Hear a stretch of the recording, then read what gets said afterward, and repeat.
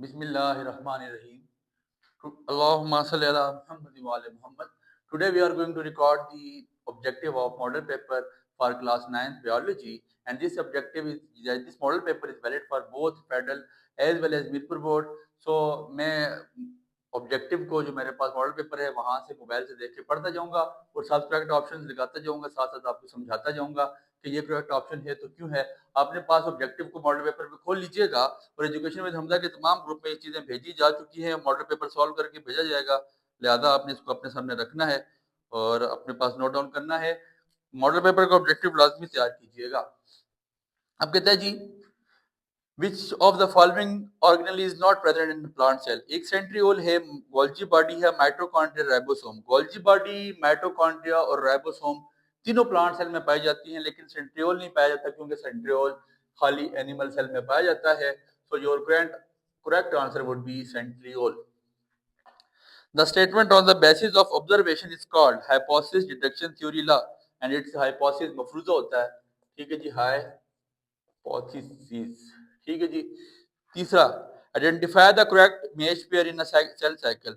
G1 preparation for cell division नहीं हो सकता, G2 increase in cell size नहीं हो सकता, G0 सेल डिवाइड इनटू 2 ऐसा नहीं हो सकता।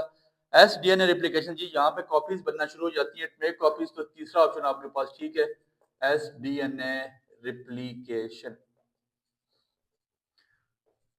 चौथा आपके पास एमसीक्यू है, कहता है the scientific study of organisms and their evolutionary relationship is called. Classification नहीं है, टैक्सोनॉमी नहीं है, सिस्टमैटिक होगा, बायोनॉमियल नोमेनक्लेचर नहीं है, तो डेफिनेशन है सिंपल सी, सिस्टमैटिक एवोल्यूशन में से ये न्यूमेरिकल आपके पास, ये एमसीक्यू आपके पास आया है। फिर ये डायग्राम बनी हुई है जो मैं बना नहीं सकता, I don't have a time to make the diagram, so आपने अपने पास देखना है। The diagram show cell in a pot that leaves the plant in a green cell, which region is contain cells which are responsible for the transport of water A, B, C, D। अब D reason जो आपको देखें वहां पे आपको vascular bundle नजर आ रहे हैं, जाइलम एंड फ्लोएम, तो इसका मतलब है वस्कुलर बंडल आपके पास ऑप्शन ठीक होगा और डी रीजन आपके पास जो डी है वो ठीक है। ठीक है। फिर इसके बाद non competitive inhibitors inactive the enzyme identify non competitive inhibitor in this figure. अब देखें ए, डी और सी तीनों एक जगह पे मर्ज हैं, जुड़े हुए हैं। ठीक है जी। एक्टिव साइट पे जहां पे मर्ज हो तो वो तो नहीं हो सकता, एलोस्टेरिक साइट होगी। एलोस्टेरिक साइट तो आपके पास कौन सा होगा, ये जो बी है, इसको आपका करेक्ट ऑप्शन कहेंगे। फिर इसके बाद if tissue level is not developed in the level of organisation which next level will not. अब टिश्यू नहीं बनेंगे तो फिर ऑर्गन नहीं बनेगा, तो इसका मतलब है कि ऑर्गन लेवल आपके पास यहाँ पे नहीं होगा, ऑर्गन लेवल। ठीक है। फिर 8वां एमसीक्यू आपको क्या कहता है, which combination of molecule is related to lipid. Amino acid and glycerol नहीं है, ग्लाइकोज एंड ग्लिसरॉल नहीं है, ग्लूकोज एंड फैटी एसिड नहीं है, फैटी एसिड एंड ग्लाइसरॉल। ठीक है। लिपिड के ये आइटम है, आप लिपिड्स को बड़ी अच्छी तरह पढ़ा के आए थे, फैटी एसिड एंड ग्लाइसरॉल। ठीक हो गया। 9वां आपके पास है, बहुत सारे बच्चों का एमसीक्यू में इशू होता है तो देख लें। Which of the following is not the part of embryonic seed, radical, plumule, endosperm, cotyledon. ये ऐसी बात है, एंडोस्पर्म। ठीक है जी। इट प्रोवाइड, यहाँ पे इसका पार्ट नहीं है, एंडोस्पर्म क्या करता है, सिर्फ इसको फूड प्रोवाइड करता है, तो एंडोस्पर्म आपके पास करेक्ट ऑप्शन है। 10वें एमसीक्यू में फिर डायग्राम है।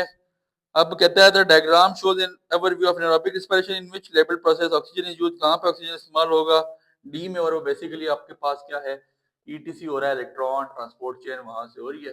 फिर इसके बाद the example of vestigial organ is wing of a bird, flipper of a whale, arm of a man, appendix in human. तो वेस्टिजियल ऑर्गन आपके पास कौन सा होगा, appendix in human.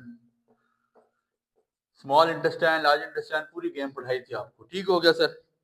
The nitrogenous base between two DNA strands are held together by ionic bond, covalent bond, hydrogen bonds, peptide bond. The correct option would be hydrogen bond because the thing is that adenine और thiamine, guanine या cytosine इनके दरमियान में ये किस तरह जुड़े होते हैं आपस में, via hydrogen bonding. So this is your correct answer and इंशाल्लाह ये आपके पास करेक्ट की है, इसकी अपने पास नोट डाउन करें। एमसीक्यूज आपके पास पूरा मॉडल पेपर एजुकेशन में समझा के तमाम ग्रुप में सॉल्व होके आ जाएगा। दुआ में याद रखें।